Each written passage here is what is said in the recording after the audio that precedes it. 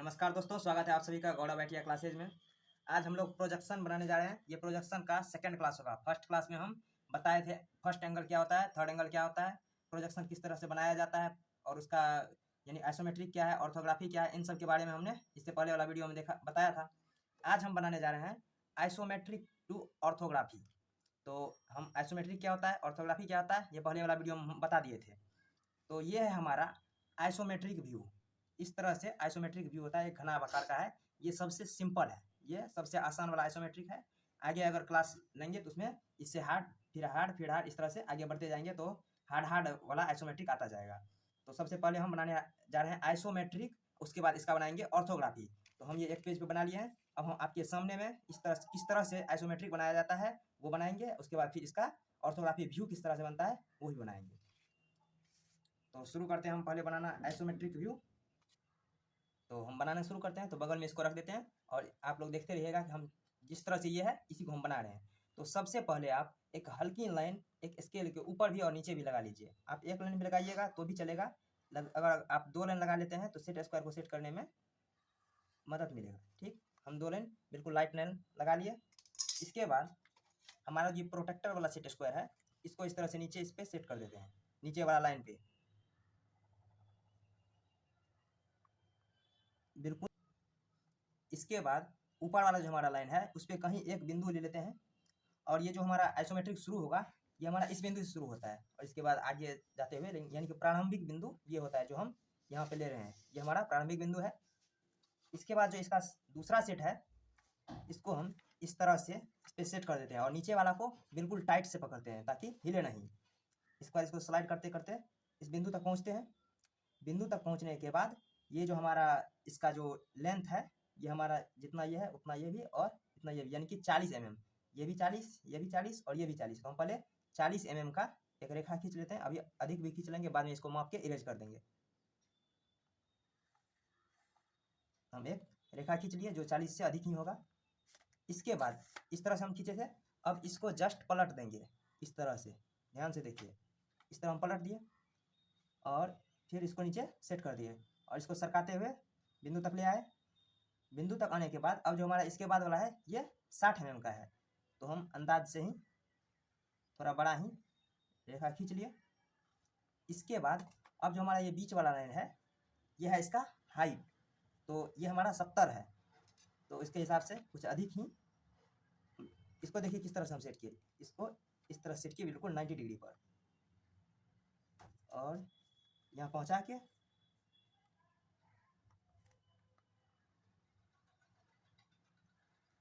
एक रेखा खींच दिए जो कि 70 से अधिक ही होगा। इतना करने के बाद अब हम स्केल से इन सबको माप लेते हैं, जितना जितना है उस पर बिंदु लगा लेते हैं। तो ये हमारा 40 mm का है, तो हम स्केल से 40 mm पर हम एक बिंदु लगा लेते हैं जो कि हमारा ये 40 mm वाला है।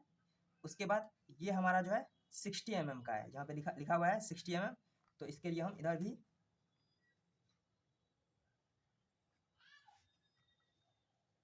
बिल्कुल 60 mm पे ये हमारा रहा 50 60, यहाँ पे एक बिंदु लगा लिए।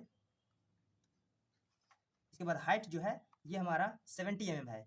यहाँ देखिए ये लंबाई जितना होगा उतना लंबाई इसका भी होगा, उतना लंबाई इसका भी होगा। इसके बाद इसका जितना लंबाई होगा ये भी उतना ही लंबा और ये भी उतना ही लंबा होगा। इसी तरह से फिर हाइट जो है जितना लंबा इस रेखा का लंबाई है जितना उतना ये रेखा और ये भी है उतना ही रेखा। तो ये हमारा 70 है। तो हम इस तरह से 70 माप के ऊपर भी एक बिंदु लगा लेते हैं। इतना करने के बाद अब जो हमारा जो फालतू बच गया है इसको बाद में इरेज कर लेंगे। फिर सेट स्क्वायर को सेट करेंगे। आप चाहे तो अब नीचे भी सेट कर सकते हैं या ऊपर भी सेट कर सकते हैं, क्योंकि पहले बार में नीचे इसलिए सेट किए थे अगर हम डायरेक्ट ऊपर में सेट कर देते और इसके बाद हम इस तरह से लकीर खींचते तो यहाँ पे आकर के रेखा मुड़ जाता, यहाँ पे रेखा मुड़ जाता, इसलिए हमने नीचे सेट किया था। अब आप कहीं भी सेट कर सकते हैं, आप ऊपर भी चाहे तो इस तरह से सेट कर सकते हैं, लेकिन लाइन के बिल्कुल समांतर होना चाहिए, यानी कि लाइन पे होना चाहिए। सेट कर दिए। अब फिर यहाँ से 70 mm ऊपर, यहाँ से भी 70 mm ऊपर रेखा खींचना है। फिर वही प्रक्रिया सेट स्क्वायर सेट करने का और सरकाते हुए यहाँ लाए और एक रेखा ड्रॉ कर लिए। फिर इसको आगे किसका लाए यहाँ तक, और यहाँ भी एक रेखा ड्रॉ कर लिए। नीचे वाला जो ये सेट स्क्वायर है इसको काफ़ी मजबूती से पकड़िएगा, ये हिले नहीं, हिलेगा तो आपका प्रोजेक्शन बिल्कुल माप एक्यूरेट नहीं मिलेगा। इतना करने के बाद अब जो हमारा ये बिंदु है, यह बिंदु, तो सेट स्क्वायर को फिर इस तरह सेट कर लेते हैं। यहाँ इसको स्लाइड करते हुए जाते हैं और इस बिंदु पे पहुंच जाते हैं, और बिंदु पे पहुंचने के बाद यहाँ से इस लाइन तक इसको मिला लेते हैं। मिला लिए, फिर इसको जस्ट उल्टा कर दिए और इसको फिर इस बिंदु तक आया और यहाँ से इसको मिला दिए। इतना मिलाने के बाद अब फिर सेट स्क्वायर को इस तरह से पकड़े, इसको आगे स्लाइड करते गए। ध्यान से देखिए किस किस बिंदु पे जा रहा है। आप 1 से 2 फिगर बनाएंगे आइसोमेट्रिक का तो आपको बिल्कुल आसान लगने लगेगा। यहाँ पे ये बिंदु पे आया, यहाँ से एक रेखा खींच लेते हैं 60 mm लगभग, जो कि माप के बाद में आपका देखिए डायरेक्ट माप मिल जाएगा, आपको मापने की जरूरत नहीं पड़ेगा। फिर इसको इस तरह से उल्टा दिए और इस तरह स्लाइड करते गए और यहाँ इस बिंदु पे आए और यहाँ से एक रेखा ऊपर मिला दिए। इस तरह से हमारा ये जो प्रोजेक्शन है ये तैयार हो गया। बाकी जो रेखा बिना इसको हम इरेज कर लेते हैं। इतना तैयार करने के बाद हम इसको मिटा दिए। नीचे वाला जो लाइन था उसका अब काम नहीं हमको, अब हम उसको भी मिटा दिए। अब इसका जो है हम डायमेंशनिंग करते हैं, इसका माप दर्शाते हैं जिस तरह से इस पर दर्शाया गया है। तो माप हमेशा नीचे में दर्शाइएगा, नीचे में माप दर्शाया जाता है, ऊपर में नहीं। हम ऊपर में दर्शा दिए थे इसको, इसका तो कोई वैल्यू नहीं है, सिर्फ इसको प्रोजेक्शन बनाने के लिए हम इसको दिखा रहे थे। अब जो हम ये हमारा मेन फिगर है, इसको माप दर्शाने के लिए यहाँ से 2 mm लगभग छोड़ के नीचे लाइन खींचना है, जो कि एक्सटेंशन लाइन होता है हमारा, जो कि 10 mm का लगभग एक्सटेंशन लाइन। इसके बाद फिर यहाँ एक लाइन, 2 लाइन, इसको इस तरह से मिला देते हैं। ये हमारा हो गया डायमेंशन लाइन, ये दोनों एक्सटेंशन लाइन और ये डायमेंशन लाइन। फिर यहाँ भी इसकी लंबाई दर्शाने के लिए और इसको इसी एक्सटेंशन लाइन से इसे मिला दिए। इतना करने के बाद हमारा ये चौड़ाई, ये लंबाई और इसके बाद ऊंचाई भी दर्शाना है, तो ऊंचाई के लिए भी एक्सटेंशन लाइन, इसके बाद ये डायमेंशन लाइन। इतना करने के बाद अब एरो हेड बनाना है, जो कि 3:1 में होता है। इससे पहले भी हम कई वीडियो बनाए, जो कि हमारा यहाँ पे जो एक छोटा सा लकीर होता है वो अगर 1 होगा तो उसके बाद जो हम यहाँ एरो हेड बनाएंगे वो 3 होगा। एग्जाम में आप जितना अच्छा एरो हेड बनाइएगा तो आपका नंबर 1 भी नहीं कटेगा और बिल्कुल सराक सवार नंबर आपको मिल जाएगा। फिर इधर भी हर एक जगह एरो हेड हम बना लेंगे, हर पॉइंट पर।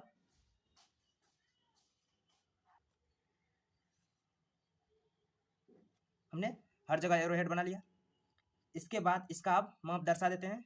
ये हमारा था 40 mm का, यहाँ देखिए ये 40 mm का था, ये 60 mm का था और इसका हाइट जो 70 mm का था। तो ये हमारा हो गया 40, 60 और 70।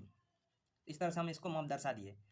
माप हमेशा ये जो हमारा डायमेंशन लाइन है इसके ऊपर दर्शाया जाता है, और इधर से अगर एक ही माप दर्शाने का भी अलग अलग तरीका है। इसमें होता है एक दिशा पद्धति। एक दिशा पद्धति यानी कि ऊपर से नीचे, जिस तरह से यहाँ दर्शाया 7, 4, 6 सब एक ही दिशा में सीध में दर्शाया गया है, इस तरह दर्शा दिए। और एक माप होता है यहाँ दर्शाने के बाद इस दोनों को तो इसी तरह दर्शाएंगे, लेकिन इस साइड दर्शाने के लिए हम इसको इस तरह से क्लॉकवाइज घुमा लेंगे। क्लॉकवाइज घुमाने के बाद यहाँ पे हम इस तरह से 70 लिख देंगे। तो हम एक दिशा पद्धति से बना रहे हैं, इसलिए सीधे ही 70 लिख दिए। माप कोई भी लिखिए, आप लोग को कहीं भी गलती नहीं होगा। तो ये हमारा प्रोजेक्शन बन के तैयार हो गया। अब इसमें देख लेते हैं कौन टॉप व्यू है, कौन साइड व्यू है और कौन जो हमारा फ्रंट व्यू है। तो आपको जो क्वेश्चन पूछेगा तो उसमें फ्रंट व्यू, टॉप व्यू और साइड व्यू दिया रहेगा। अगर front view, side view, top view लिख के नहीं दिया गया है तो जहाँ से फ्रंट व्यू होता है उसके सीधे में एक बड़ा सा तीर लगा दिया जाएगा। तो हम यहाँ पे लिख देते हैं फ्रंट व्यू, टॉप व्यू और साइड व्यू। ये हमारा हो गया फ्रंट व्यू। फ्रंट व्यू का लंबाई हमेशा साइड व्यू से अधिक होता है। ये हमारा हो गया फ्रंट व्यू, ये हो गया साइड व्यू और ये हो गया टॉप व्यू। ठीक है, तो अब इसका जो है हम बनाने जा रहे हैं ऑर्थोग्राफी। अगर एग्जाम में इस तरह से फिगर दे दे और इसको कहे रीड्रॉ करने के लिए, यानी कि जो फिगर दिया हुआ है इसी को बनाने के लिए, तो आपको 10 नंबर का क्वेश्चन पूछेगा। हो सकता है इस तरह से अगर क्वेश्चन पूछे तो तो आप लोग जिस तरह से माप दर्शाया गया है वही माप लेकर के सेम टू सेम उतार दीजिएगा, तो आपको 10 नंबर मिलेगा हर एक चीज़ माप दर्शाने के बाद। और अगर आपको रीड्रॉ करने के लिए नहीं कहता है, आइसोमेट्रिक से ऑर्थोग्राफी बनाने के लिए कहता है, तो आप ऑर्थोग्राफी बनाइएगा, वो आपका 20 नंबर का पूछेगा। तो हम ऑर्थोग्राफी बनाने जा रहे हैं। तो ये फर्स्ट एंगल और थर्ड एंगल 2 एंगल में बनता है, जिसे फर्स्ट एंगल को ब्रिटिश प्रणाली और थर्ड एंगल को अमेरिकन प्रणाली कहते हैं। थर्ड एंगल में जो जैसा है उसको वैसा ही ड्रॉ कर लेते हैं, लेकिन फर्स्ट एंगल प्रोजेक्शन में जिस तरह से फ्रंट राइट साइड है तो वो लेफ्ट साइड बनेगा, टॉप ऊपर में है तो नीचे में बनेगा, इस तरह से बनता है। तो हम बनाने जा रहे हैं थर्ड एंगल से। तो इसको बनाने के लिए सबसे पहले हम एक एक्सिस खींच लेते हैं, यानी कि तो हम सबसे पहले एक एक्सिस खींच लेते हैं इस तरह से लंबा। इसके बाद इस एक्सिस से 10 mm इधर और 10 mm इधर, राइट साइड और लेफ्ट साइड भी एक एक्सिस खींच लेते हैं, जो कि आप लोग माप के खींचिएगा, हम बिना माप का ही खींच रहे हैं, लगभग 10 mm, जो कि बिल्कुल लाइट पेंसिल से होगा। और बीच वाला जो एक्सिस हम खींचे हैं ये डार्क पेंसिल से होगा। 10 mm लेफ्ट साइड और 10 mm राइट साइड, ये एक्सिस खींच दिए। इसके बाद अब एक लंबवत रेखा, ये इसका लंबवत हो जाएगा, इधर आधार रेखा की तरह एक एक्सिस और खींच लेते हैं।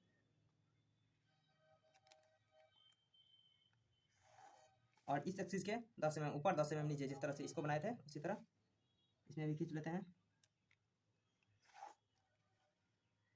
ऊपर भी। इतना हम लोग तैयार कर लिए, ये हमारा शेप तैयार हो गया। अब कहाँ पे कौन सा पार्ट बनाना है, अब इसको पहले हम जान लेते हैं। तो ये जो है एक तरह से हमारा बना हुआ मकान है।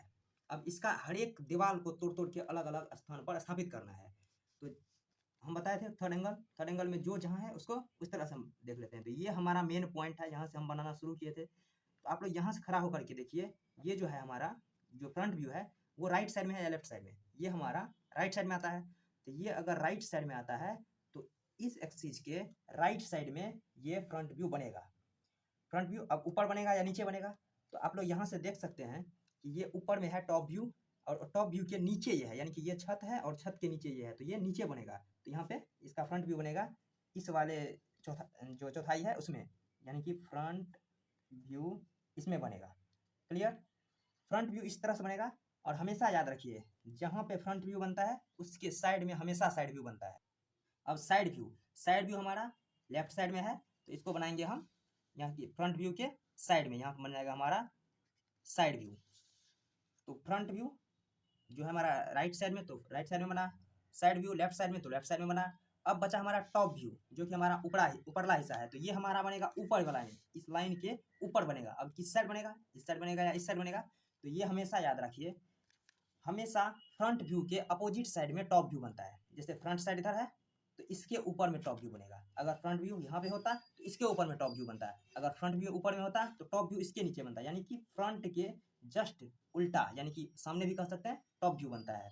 और फ्रंट के लेफ्ट साइड या राइट साइड जिस तरह से हमारा आइसोमेट्रिक रहेगा उसके हिसाब से साइड व्यू बनता है। तो हमारा फ्रंट व्यू, साइड व्यू और ये टॉप व्यू, ये हमारा क्लियर हो गया कि यहाँ यहाँ बनेगा। अब ये किस तरह से बनेगा इसको हम बनाना सबसे पहले शुरू करते हैं। ये वीडियो काफ़ी लंबा हो जाएगा, आप लोग वीडियो को पूरा देखिए और आप एक ही वीडियो में आइसोमेट्रिक से ऑर्थोग्राफी बनाना बिल्कुल आसान तरीके से सीख जाइएगा। मैंने बच्चा की तरह एक एक पॉइंट बताया है।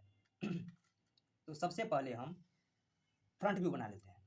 तो हमारा ये है फ्रंट व्यू, इसको हम शेडेड करके आप लोग को दर्शा देते हैं कि फ्रंट व्यू हमारा क्या है। आपको यह दर्शाना नहीं है, इसमें कुछ भी लिखना नहीं है, ये एग्जाम में अगर दिया रहेगा तो। ये हमारा फ्रंट व्यू है। आप देख सकते हैं यहाँ से देखने के बाद, इस साइड से देखने के बाद, यहाँ हमारा फ्रंट व्यू है, इस साइड के देखने के बाद सिर्फ यही फिगर आपको दिखाई देगा, ये छुप जाएगा। अगर आप एक दीवार, आप एक मकान के पीछे खड़े हैं तो आपको पीछे वाला जो क्षेत्र है वही दिखेगा, उसके आगे क्या है, उसके ऊपर में क्या है, वो सब नहीं दिखेगा। आप समझिए यहाँ से आप खड़ा होकर के देख रहे हैं तो आपको सिर्फ यही दिखेगा फ्रंट व्यू। साइड व्यू में यहाँ से देखिएगा तो आपको सिर्फ साइड वाला पोर्सन दिखेगा, ये पीछे वाला नहीं दिखेगा और ऊपर वाला भी नहीं दिखेगा। और आप ऊपर से देखिएगा तो सिर्फ आपको ऊपर वाला छत ही दिखेगा। अगर आप लोग छत पे चढ़ के देखिएगा तो सिर्फ छत ही दिखेगा, उसके बगल वाला दीवार नहीं दिखेगा।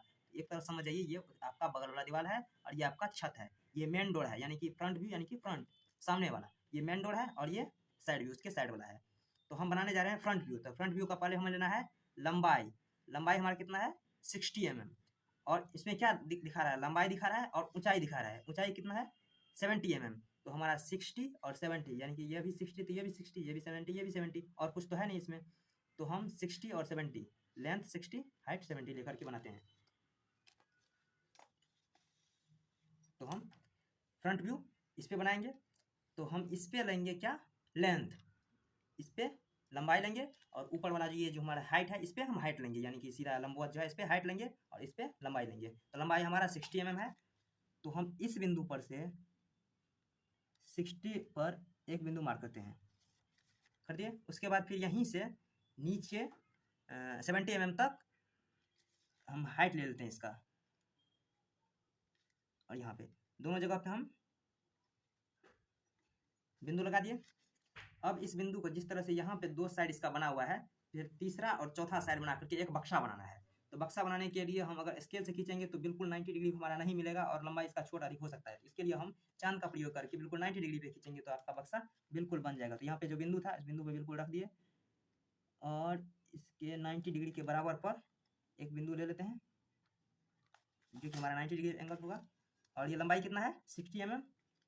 तो यहाँ से ये बिल्कुल 60 mm पे ही बिंदु आ गया, यहाँ तक मिला देते हैं और फिर ऊपर से भी इसको मिला देते हैं। और इस साइड को भी, ये जो हमारा बचा हुआ, आप जो लाइट पेंसिल खींचेगा उसको भी डार्क कर लीजिए।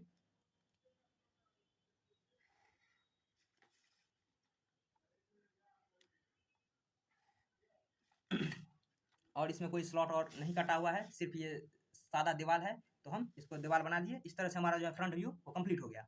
अब हम बनाने जा रहे हैं फ्रंट व्यू के ऊपर टॉप व्यू जो कि हमारा ये वाला पोर्शन है। तो टॉप व्यू में क्या शब्द दिख रहा है, टॉप व्यू हमारा ये वाला पोर्शन है। आपको शेडेड नहीं करना है, आपको शेडेड इसलिए हम करके दिखा रहे हैं ताकि अलग अलग हो। ये टॉप व्यू है हमारा, ये फ्रंट व्यू, ये टॉप व्यू। तो टॉप व्यू में हमें क्या दिख रहा है, ये लंबाई दिख रहा है जो कि हमारा 60 mm है। उसके बाद ये चौड़ाई दिख रहा है जो कि हमारा 40 mm है ठीक। तो हम 60 mm लंबाई और 40 mm चौड़ाई लेकर के हम टॉप व्यू ड्रॉ करने जा रहे हैं। तो अब हम टॉप व्यू यहाँ दर्शाने जा रहे हैं। तो आप लोग देख रहे होंगे यहाँ पे जो है हमारा बिल्कुल टेढ़ा मेढ़ा, यानी कि ये इसके 30 डिग्री पे झुका हुआ है, और यहाँ पे हम बनाने ये बिल्कुल 90 डिग्री पे होता है। तो ऑर्थोग्राफी का मतलब ही होता है लंब कोणीय, बिल्कुल लंब पे बनेगा। और ये तो आइसोमेट्रिक है, यानी कि प्रक्षेप कोणीय, तो ये जो है प्रक्षेप की तरह झुका हुआ है। तो हम बनाने जा रहे हैं लंब कोणीय। तो इसमें हर एक जो हमारा बक्सा होगा वो 90 डिग्री पे होगा। तो हम इसका लेंथ ले लेते हैं। लेंथ हमारा है 60 mm, यानी कि इसी के बराबर जितना ये है इसके बराबर ही हम इस तरह से अगर मार्क कर लेते हैं तो हमारा हो जाएगा। तो हम इसी से माप लेते हैं यहाँ पे, इस तरह से हमारा ये होगा 60 mm का आर्क लगा लिए। और इसका चौड़ाई कितना है, चौड़ाई जो यहाँ पे है दर्शाया गया 40 mm। तो चौड़ाई हम इसके हाइट वाले पे दर्शाते हैं। लंबाई इसी पे रहेगा, चौड़ाई इस पे भी आ सकता है और ऊंचाई भी इस पे आ सकता है, लंबाई लेकिन सिर्फ इसी पे रहेगा। तो इसका चौड़ाई है इतना 40 mm। तो हम फिर 40 mm पर भी एक बिंदु मार्क कर लेते हैं, कर लिए। इसके बाद सेम उसी तरीका से यहाँ पे 90 डिग्री बनाते हुए हम एक बक्सा बनाएंगे। इस तरह से हम 90 डिग्री पे एक बिंदु लगा लिया और खींचना है हमें कितना 40 mm। तो 40 mm 80 से शुरू करेंगे यहाँ इस बिंदु को मिलाते हुए, तो यहाँ पे हमारा 4 तक जाएगा। इस तरह से हम 40 mm का खींच लिए और इसको फिर मिला दिए। बाकी पार्ट जो भी है उसको भी हम गाढ़ा कर लेते हैं इस तरह से गाढ़ा कर लिए। तो ये हमारा टॉप व्यू बन के तैयार हो गया। ये हमारा फ्रंट व्यू टॉप व्यू बन गया। और हम साइड व्यू बनाएंगे। तो उससे पहले आप लोग को बता देते हैं, आप लोग जो बनाइएगा तो आप देखिए कि जो व्यू बनाने जा रहे हैं, चाहे फ्रंट व्यू हो या साइड व्यू हो या टॉप व्यू हो, तो उसमें आपको क्या क्या माप लेना है। तो ये इसका लंबाई हो गया, ये इसका लेंथ है, और ये इसका ऊंचाई हो गया। तो इसमें सिर्फ लंबाई और ऊंचाई है। तो जो हमारा फ्रंट है इसका आप लोग एक तरह से सूत्र समझ लीजिए। तो निकाल लीजिए लंबाई गुनी ऊंचाई L इंटू एच। तो हमारा फ्रंट व्यू में होता है L into H. Top view में ये इसका L है इंटू ये तो H नहीं है, ये इसका चौड़ाई ब्रेथ है यानी कि B,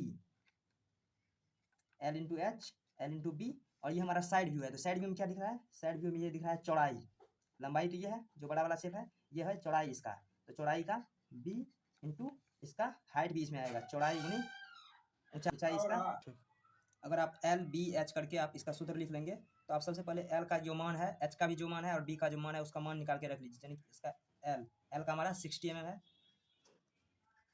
बी ये हमारा 40 mm है। इसके बाद है इसको एच हमारा कितना है 70 mm। तो एल बी एच इसका माप आप निकाल के रख लीजिए, उसके अकॉर्डिंग आप बनाते जाइए। तो हम फ्रंट और टॉप बना चुके हैं, अब बनाने जा रहे हैं साइड व्यू।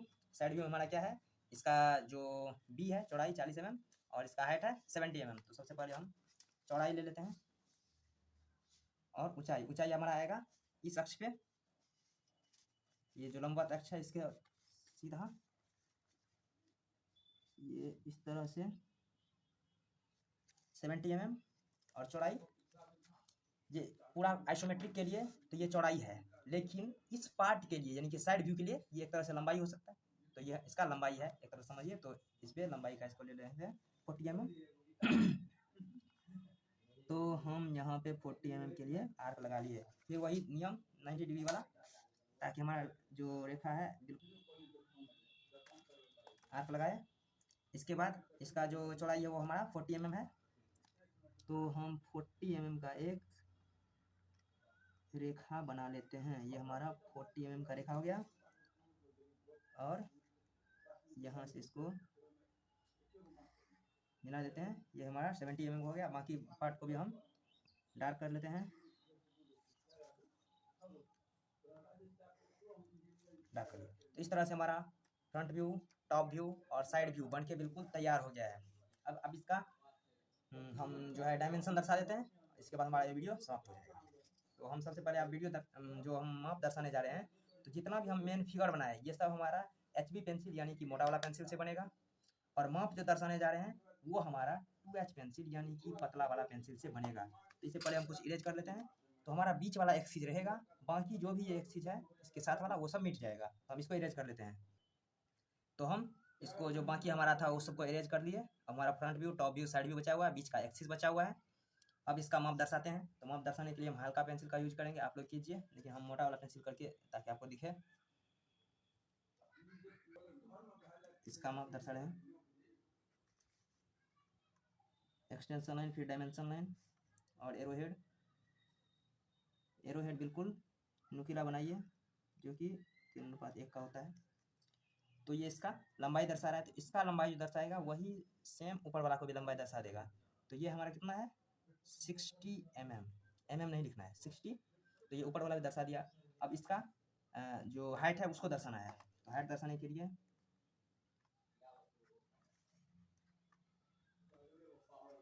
एक्सटेंशन लाइन, फिर ये डायमेंशन लाइन, दोनों और बिल्कुल साफ सुथरा एरोहेड। और इसका जो हाइट है हमारा 70 mm। तो इसका हाइट दर्शाएं तो इसका मतलब साइड व्यू का भी हाइट दर्शा दिए, यानी कि साइड व्यू में अब हाइट नहीं दर्शाना है और टॉप व्यू में इसका लंबाई नहीं दर्शाना है। अब बच गया साइड व्यू में क्या, इसका चौड़ाई। तो हम इसका चौड़ाई दर्शा देते हैं इस तरह से।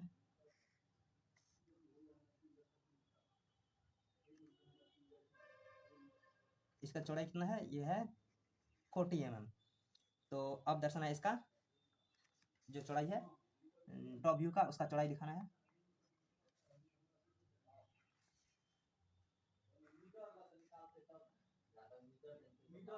इसके बाद इसका माप दर्शा दे, कितना माप है ये, इसका 40 mm। इस तरह से हम इसका माप दर्शा दे। कोशिश कीजिए कि हर एक माप फ्रंट व्यू में दर्शा दे जो भी संभव हो। तो हम 2 माप फ्रंट व्यू में दर्शाया, जो भी बचा वो सब साइड व्यू, टॉप व्यू में दर्शा दिए। इतना करने के बाद अब नीचे में आपको लिखना होता है all dimension are in mm। All mm यानी कि ये सारी जो हम माप लिए हैं वो सब mm में है, इसलिए हम यहाँ पे 40 mm 60 mm कुछ भी नहीं लिखते हैं। तो इस तरह से देखिए ये आइसोमेट्रिक बन गया, ये ऑर्थोग्राफी बन गया। हम आशा करते हैं कि आप लोग भी जो ड्राइंग शीट और पेंसिल लेकर बैठे होंगे और बनाते होंगे। अगर वीडियो कहीं फास्ट लगे तो उसको पॉज करके देख लीजिए। और इस तरह से हम वीडियो समाप्त करते हैं। मिलते हैं अगले नेक्स्ट वीडियो में आइसोमेट्रिक का ही दूसरा क्लास लेकर के। तब तक के लिए धन्यवाद।